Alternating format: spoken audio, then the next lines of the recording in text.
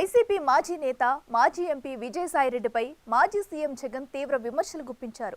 చంద్రబాబుకు లొంగిపోయిన మరో వ్యక్తి విజయసాయిరెడ్డి అని విమర్శించారు. రాజ్యసభ సభ్యునిగా 3.5 సంవత్సరాలు పదవీకాలం ఉండగా చంద్రబాబు కూటమికి మేలు చేసేందుకు ఆయన రాజ్యసభ సభ్యత్వానికి రాజీనామా చేశారని ఆరోపించారు. ఆ ఆరోపణలు, విమర్శలపై విజయసాయిరెడ్డి స్ట్రాంగ్ కౌంటర్ ఇస్తారని, జగన్ను ఉక్కిరిబిక్కిరి చేసేలా ఆ కౌంటర్ ఉంటుందని అంతా భావించారు. అయితే జగన్ విమర్శలను విజయసాయిరెడ్డి పట్టించుకోవడం లేదట. ఆ క్రమంలో ఆంధ్రప్రదేశ్ రాజకీయాలలో ఇప్పుడు ఫేస్బుక్ పోస్ట్ చర్చలో నలుగుతుంది.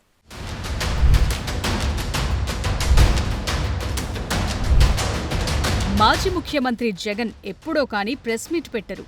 ఎప్పుడు మాట్లాడినా ప్రీ రికార్డెడ్ వీడియోలే రిలీజ్ అవుతుంటాయి. అటువంటి ఆయన ఇటీవల మీడియా ముందుకొచ్చి అమరావతి రాజధానిపై మరోసారి తన వ్యతిరేకత చాటుకున్నారు. అమరావతి రాజధాని పునర్నిర్మాణ పనులను ప్రధాని మోదీ ప్రారంభించటం, 3 ఏళ్లలో అమరావతి రాజధాని పూర్తి చేస్తామని ముఖ్యమంత్రి చంద్రబాబు ప్రకటించిన తరువాత కూడా వైసీపీ నేతల తీరు చూస్తే వారి విధానం మారలేదని స్పష్టమవుతోంది. అప్పులు తెచ్చి అమరావతి కోసం పెడితే మిగిలిన ప్రాంతాల సంగతేంటని వైసీపీ నేతలు ప్రశ్నిస్తున్నారు. జగన్ అమరావతి నిర్మాణ వ్యయం పెంచేసి టీడీపీ అక్రమాలకు పాల్పడుతోందని ఘాటైన ఆరోపణలు చేశారు. అమరావతిలో కూడా 2018లో టెండర్లు పిలిచినారు. ఆ టెండర్లో ఖరారైన టెండర్ల విలువ 41,170 కోట్లు. ఇందులో 5,587 కోట్లు చంద్రబాబు నాయుడు గారు గతంలోనే పూర్తి చేసిన పనులు. ఇది ఇక మిగిలిపోయిన పనులు ఎంత అంటే 35,583 కోట్లు. ఈ టెండర్లను రద్దు చేసి ఆ మిగిలిపోయిన వర్కులను అంచనాలను విపరీతంగా పెంచేసి విపరీతంగా దోపిడీ చేస్తా ఉన్నారు. ఈ దోపిడీ కోసం మన హయాంలో రాష్ట్రంలో అప్పటికే అమల్లో ఉన్న జ్యుడిషియల్ ప్రివ్యూని తీసేసినారు, రద్దు చేసినారు. దీనికి అడ్డు రాకూడదు అని. ఆల్రెడీ గతంలో టీడీపీ ప్రభుత్వం మొదలుపెట్టిన పనులు పూర్తి చేయటానికని నిర్మాణ వ్యయం పెంచేస్తూ ఎడాపెడా అప్పులు చేస్తున్నారని విమర్శిస్తున్నారు.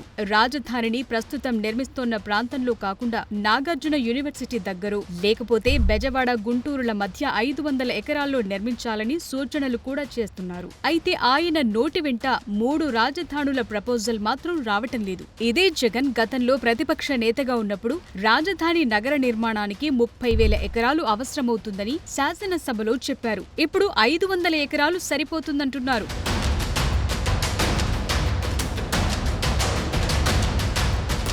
ఇక ఆ మీడియా సమావేశంలో జగన్ విజయసాయిరెడ్డిని మరోసారి తీవ్ర విమర్శలు, ఆరోపణలు గుప్పించారు. విజయసాయిరెడ్డి ముఖ్యమంత్రి చంద్రబాబుకు సరెండర్ అయ్యారని, రాజ్యసభ సభ్యుడిగా 3.5 సంవత్సరాలు పదవీకాలం ఉన్న చంద్రబాబు కూటమికి మేలు చేసేందుకు ఆయన రాజ్యసభ సభ్యత్వానికి రాజీనామా చేశారని ఆరోపించారు.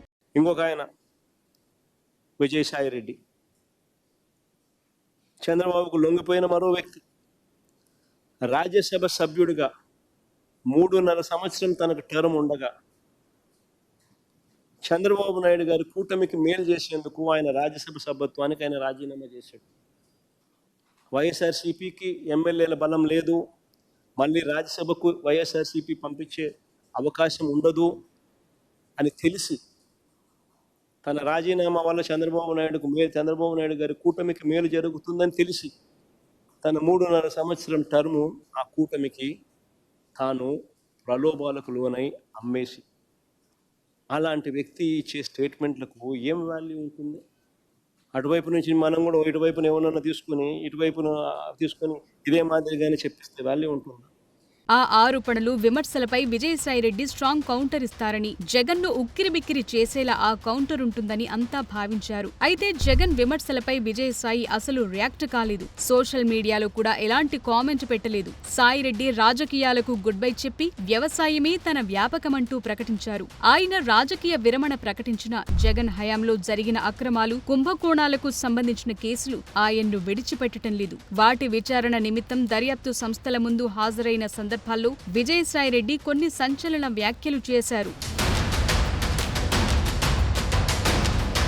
కాకినాడ పోర్టు భూముల కేసులో కర్త కర్మ క్రియ మొత్తం వైవి సుబ్బారెడ్డి కుమారుడే అని, అలాగే మద్యం కుంభకోణంలో రాజు కేసిరెడ్డి సర్వం అని విజయసాయిరెడ్డి ఆయా కేసుల దర్యాప్తులో భాగంగా దర్యాప్తు సంస్థల ముందు హాజరైన సందర్భంగా మీడియాతో మాట్లాడుతూ సంచలన వ్యాఖ్యలు చేశారు. ఆ తరువాత జగన్ ఆయన్ను విశ్వసనీయత లేని వ్యక్తిగా పేర్కొంటూ విమర్శలు గుప్పించారు. వాటికి విజయసాయి కూడా అప్పట్లో కౌంటర్ ఇచ్చారు. ఆ తరువాత తాజాగా జగన్ మీడియా సమావేశంలో విజయసాయిరెడ్డిపై తీవ్ర విమర్శలు, ఆరోపణలు గుప్పించారు. కూటమి ప్రభుత్వానికి మేలు చేయటానికి విజయసాయి తన రాజ్యసభ సభ్యత్వాన్ని అమ్మేసుకున్నారంటూ తీవ్ర వ్యాఖ్యలు చేశారు. వాటికి విజయసాయి నుంచి ఏ స్థాయిలో రీటాట్ ఉంటుందా అని అంతా ఎదురు చూస్తుంటే విజయసాయి కంటే ముందుగా దివంగత నటుడు నందమూరి తారకరత్న భార్య అలేఖ్యారెడ్డి తన ఫేస్బుక్ లో పెట్టిన పోస్ట్ సంచలనం సృష్టిస్తోంది. అలేఖ్యకు విజయసాయిరెడ్డి వరుసకు బాబాయ్ అవుతారు. నారా లోకేష్ యువగళం పాదయాత్ర సమయంలో నందమూరి తారకరత్న తీవ్ర అస్వస్థతకు గురై బెంగుళూరులో చికిత్స పొందుతూ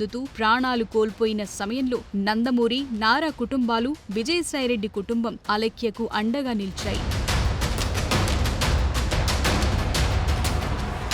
విజయసాయిని జగన్ దూరం పెట్టడానికి అది కూడా ఒక కారణమన్న అభిప్రాయం ఉంది. ఇప్పుడు జగన్ ఆయనపై ఆరోపణలు గుప్పించిన గంటల వ్యవధిలోనే అలేఖ్య తన ఫేస్బుక్ లో పెట్టిన పోస్టు సంచలనంగా మారింది. ఆ పోస్టులు ఆమె పరోక్షంగా టార్గెట్ చేశారు. నమ్మకం, విధేయత, నీతి మీరు చెప్పినవి మాత్రమే కాదు, అవి ఇప్పటికీ కొనసాగుతున్నాయి. చాలా మంది ఊహాగానాలు ప్రచారం చేస్తున్నా మీరు కూడా వాటి గురించి మాట్లాడటం చూస్తుంటే ఏమవుతుందో అని నేను తరచుగా ఆలోచిస్తుంటానని అలేఖ్య పోస్టు చేశారు. జగన్ పదే పదే సాయిరెడ్డిని టార్గెట్ చేస్తున్న తరుణంలో అలేఖ్య విజయసాయికి మద్దతుగా పెట్టిన పోస్ట్ ఇప్పుడు తెగ వైరల్ అవుతోంది.